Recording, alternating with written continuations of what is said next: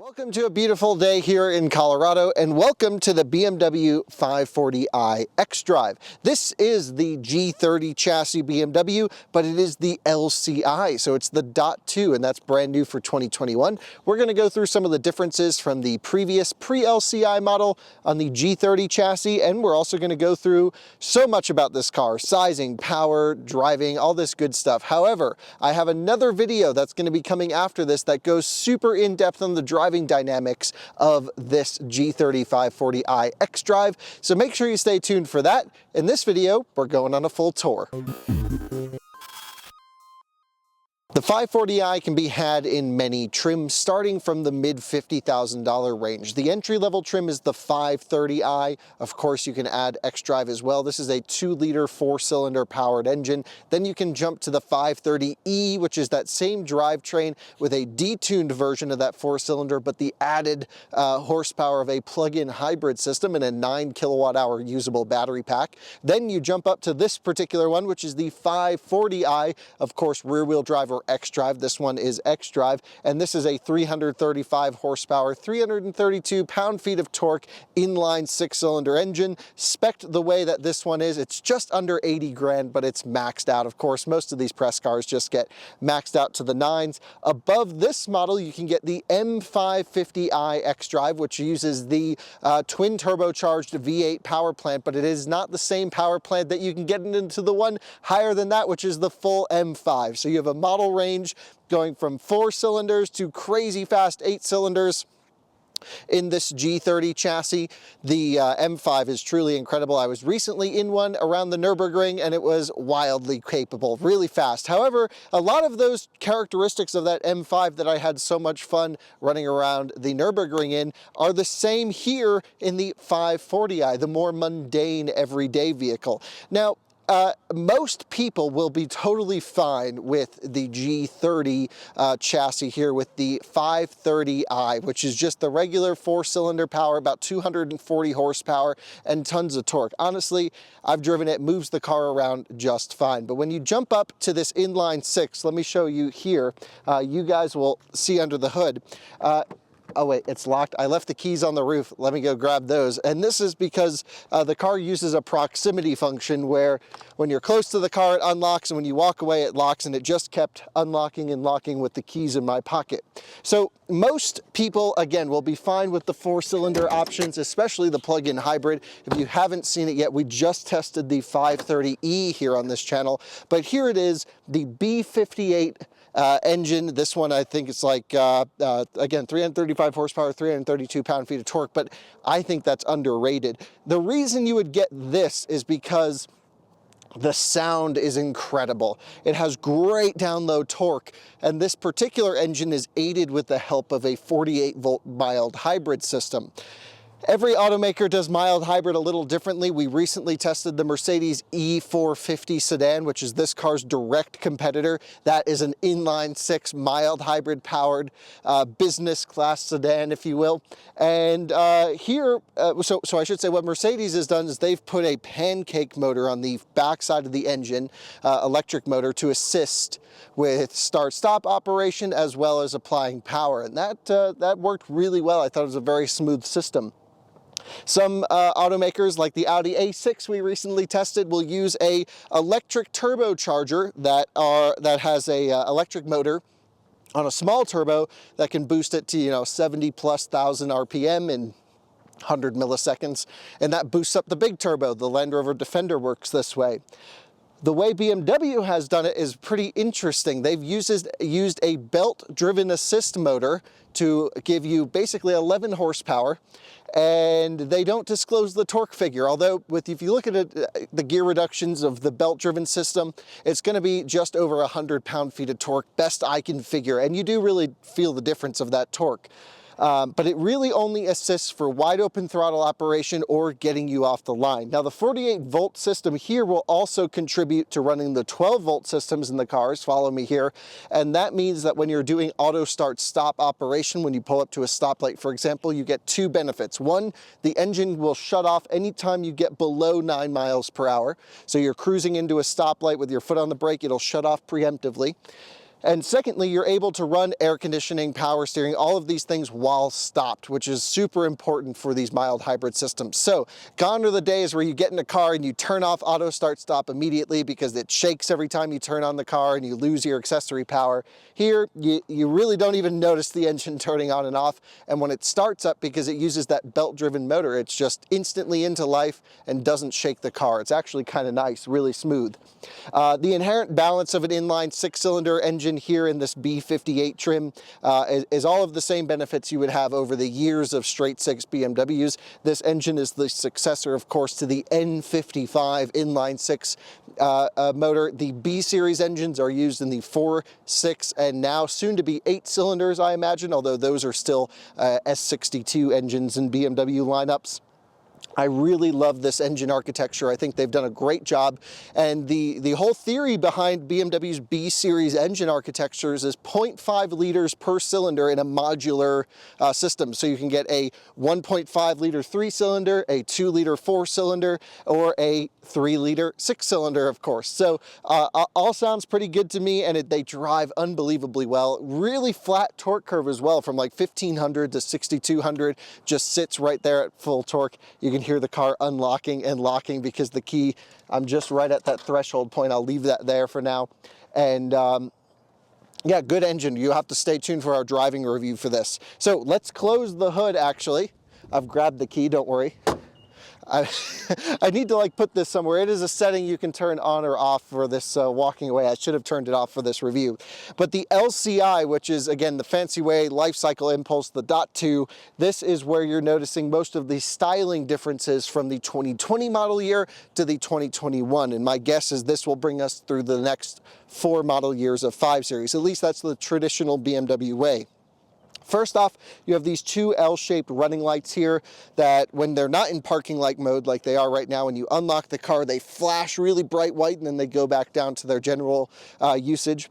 You have the grills outlined in a singular piece of chrome here in this particular model. This one is an M Sport. I wish this was black. I think it would have looked better. But the grills are not only wider, they are longer.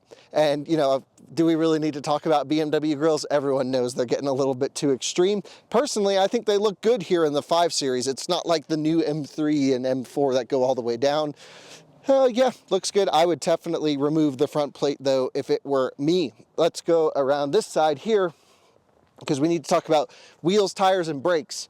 This one was delivered to us on Pirelli Soto Zero winter tires. You can see really aggressive sipes here in the tires, and which is great for winter time. However, it was warm this week. So my driving impressions on these tires, you know, when you watch this video coming up, bear in mind that the car feels a little squishy, and a lot of that is down to this tire and wheel combination. So when you throw it into a corner, you can feel it move around a little bit, and that's just the nature of snow tires.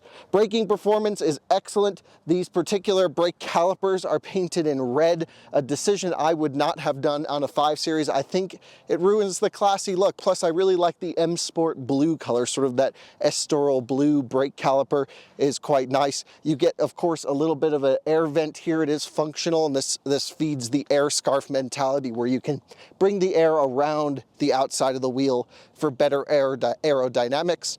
The 530i version of this on the aero wheels, the small wheels, is a 0.27 coefficient of drag, which is very slippery. Back here, all the same BMW you would expect, of course. This is everything we've known and loved from 5 Series, just iterated over time. Now, I want your opinion on this because, as you know, I'm not really a style guy. I like the engineering of cars and how they drive. But what do you think about the new taillights? Because to me, I don't know.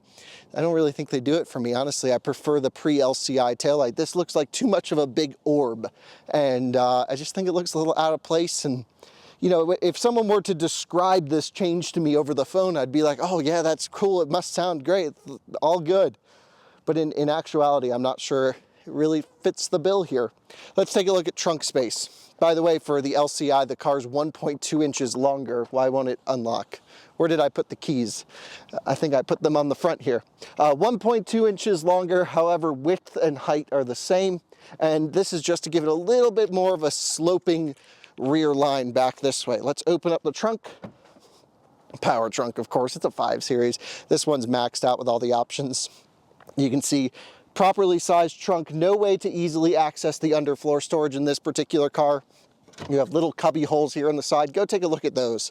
You can see you can put your, little cables and things down in there if needed, which is pretty nice. Little extra storage compartments and bins. And then of course you can fold down the seats here, 60/40 folding, split bench. You just pull this. The seat is unlatched. You can go inside and now pull it down flat.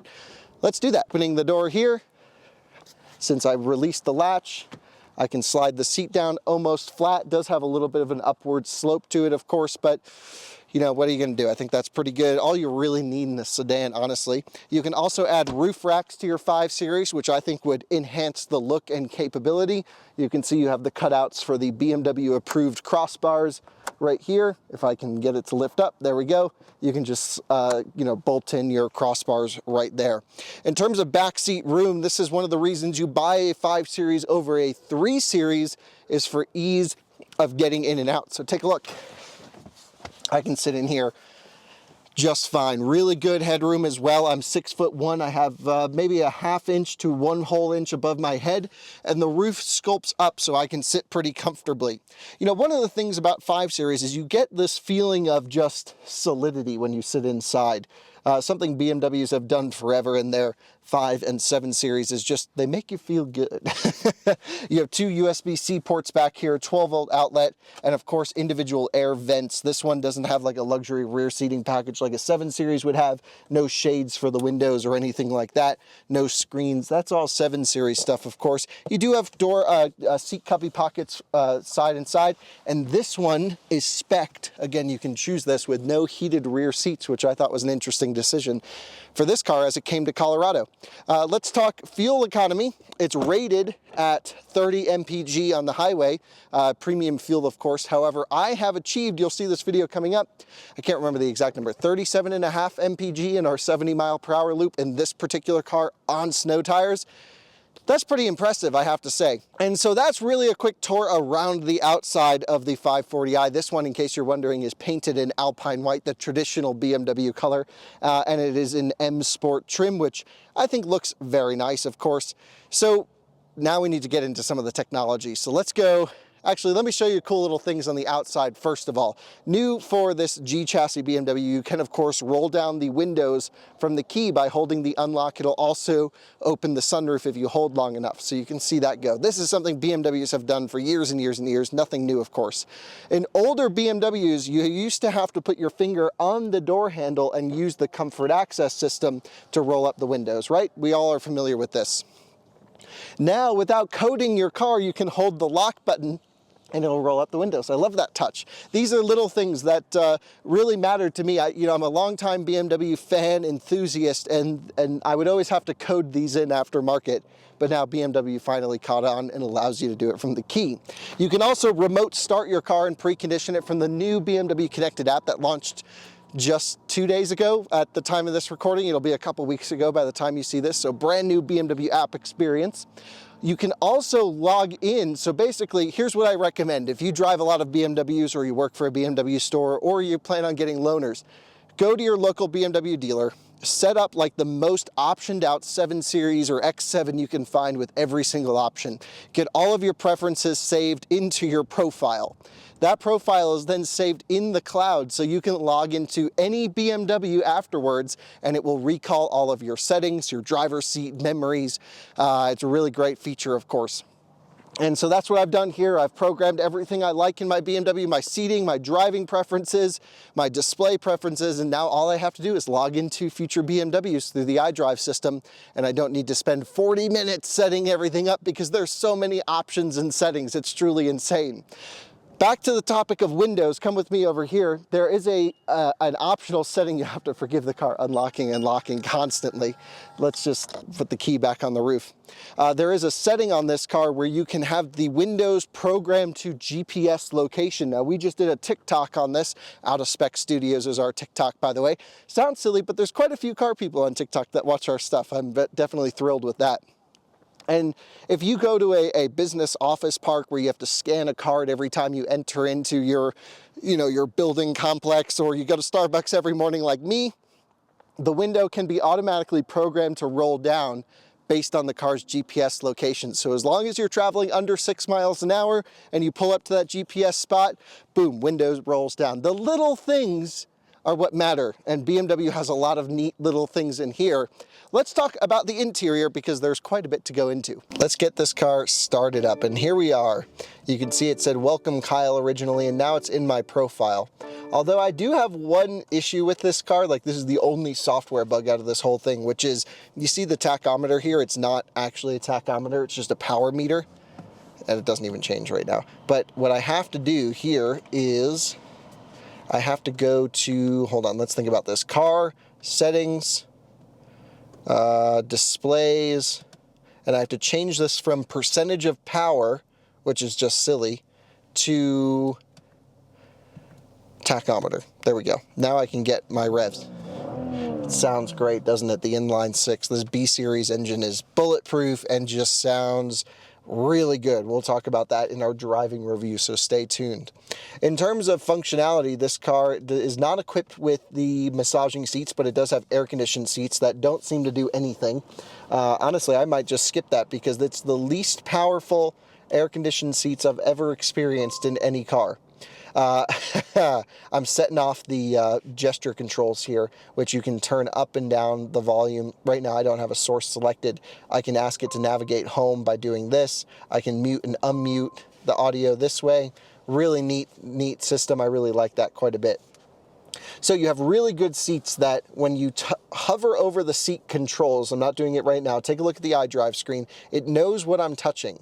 Now I'm not actually adjusting anything at all, I'm just touching the backrest, now I'm touching the bottom, and now I'm touching the lumbar, and it's just so neat. So the seat can be moved in many different ways. Of course you can move the backrest forward and back, but then you can also adjust just the top of the backrest. And BMWs have been doing this forever, and it really is one of the best seating functions you can have in any vehicle. You can also move, of course, the whole seat forward and back, but then you can also move the extension on the front in and out. Here I am setting off gesture control. Yeah, honestly, if I bought one of these, I would just turn that off because I keep setting it off all the time. It actually works pretty well though when you do want to use it. And then of course you can squeeze the sides of the seats in and out, which is so neat. Also, when you put the car into sport mode, it automatically squeezes the side of the seat. One feature I think is really neat but implemented so weird is when you turn off the car, the side bolster is fully open, so it makes getting in and out much easier. Great thought. But when you put them on, this is what you hear, and I don't know if you'll be able to hear it, but listen. The seat makes a little bit of a whining noise as you close them, and it sounds like a police car driving by. Every time I get in this car, I'm like, what's going on? It's happened to me all week. So that is, I would say, kind of a funny little side effect. The headrests also have this functionality where you can pull them in and out, sort of like the headrest on an airplane, so you can see my head fits in here absolutely perfectly. So I really like the interior of this car. I think the seating position itself gets really nice and low, tons of knee room to spread out where I need it to. I can get, plenty of headroom, of course, but the steering wheel doesn't come low enough. So you can see I have all this room down here for this wheel to come down. It's also all the way back, and I really wish it came closer and farther down. The wheel itself is quite nice. It's not overly thick like the BMW X330e that we tested a couple months ago. It's really a nice size M Sport wheel, and I quite like it. You also get this stitch center profile when you opt for the merino leather like this car has. Now this one doesn't have the full leather package, so this dashboard is quite this kind of chintzy feeling material. Same here on the sides. If I was to option one of these, I'd get the full leather everywhere so that I'd get at least the Sensatech dashboard, but hopefully a leather one, because this just feels a little chintzy in a car that's almost $80,000. This one has, again, you can spec wood, I would. This one has this sort of like modern texture all throughout. I don't think it's that great. You also get all of your driving controls in piano black down here, so take a look. You can see all of this just gets fingerprinted up instantly. The iDrive controls, though, are still matte plastic, which I prefer. Neat function is this car has a 360-degree view camera, of course. However, it also has a built-in dash cam, which I think is great. I have it on my Model 3 that I drive personally, and I love that it's here. All I need to do is push this button right down here with the camera logo on it. I push and hold, and then take a look at the iDrive. You'll see it says recording in process, or in progress. So it records the first 20 seconds before an event. If you have an accident or push the button, it will then record the next 20 seconds. So you get a full picture 20 seconds before and after an individual event. It saves it in a stored file. All I have to do is go over to the apps menu, over to the Drive recorder, and then here I can look at saved recordings, and you can take a look. Here's one that we saved, and it gives you all the different camera angles. You can see the smart car backing out of the driveway here, all around the vehicle. Really a fantastic feature, and then you can export it to a USB drive. So this is, again, the little things that make this car so much better. It also has a really neat functionality that we saw in the 330e and other BMWs called Backup Assistant. So let's just say you're driving around, right? You're cruising, you're getting into a parking spot, and then you end up stopped right here at a parking spot. Well, now to get out of it, it's like, well, you got to navigate through that exact space. Wrong. Take a look. I put the car in reverse. I select Backup Assistant. The lights on the wheel go green to indicate it's driving, and then it is going to actually just follow the exact same route that we took in just the backwards direction, which is so neat. So again, if you follow our TikTok, we did a demonstration on this with the 330e that we just recently tested. But again, just a really kind of a cool, and then now we are here back where we started. A really cool and actually useful feature. I've been using it every day getting out of my garage and driveway because I follow the same path, and I absolutely love that. Here, in terms of center armrest, you have a little bit of storage, but not very much. You have a USB-C port here. There is a USB-A port up here by the wireless phone charger. Again, that's in the dumbest location ever because you put your drinks here, now you can't get your phone out. So if you don't bring drinks in the car, I guess it works, but I've never been able to use it. You also have a 12-volt outlet up here, right here in the center, which is pretty great. In terms of driver assistance, this car has a ton. It will do forward collision warning, pedestrian warning, rear cross traffic alert, all of them. But some notable features are it will do lane changes on the highway. We demonstrate this in our City Mountain Highway video.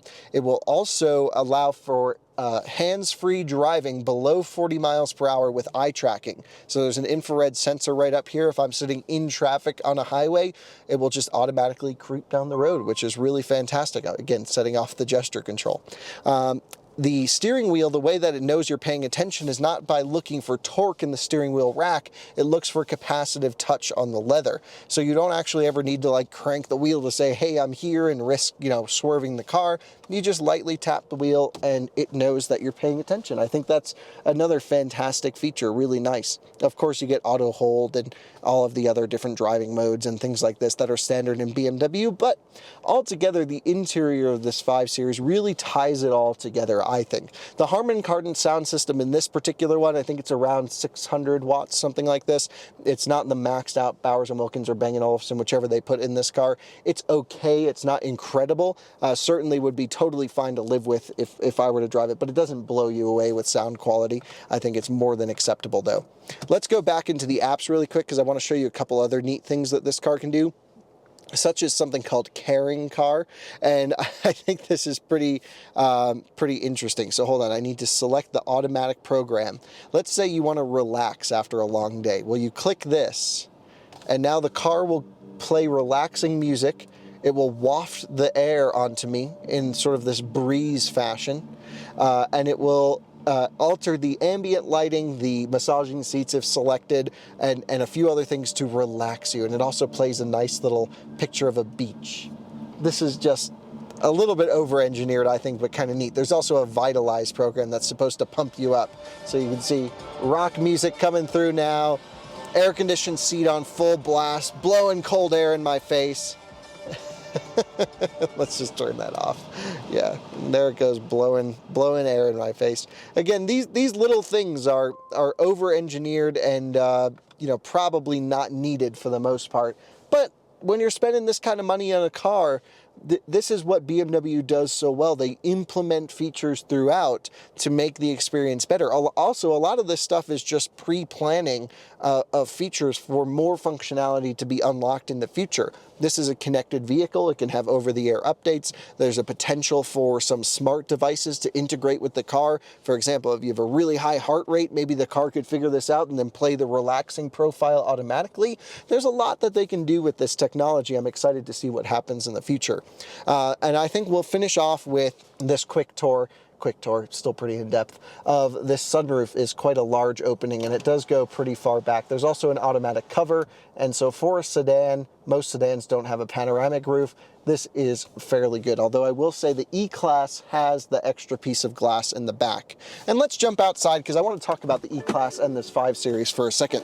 And so now in just the past few weeks, I've had the chance to spend time with, of course, this 540i and also the Mercedes E450, its main direct competitor, and also the Audi A6, although that one was in all-road form, it wasn't really the sedan competitor. And I have to say, out of all three, I'd pick the Mercedes, to be honest. I think it was more dynamic. This car has some issues when you drive it really hard, such as like a torque binding effect with this xDrive that doesn't live up to the BMW character that I love. I love this power plant, of course, but you can get it in so many better vehicles for performance driving.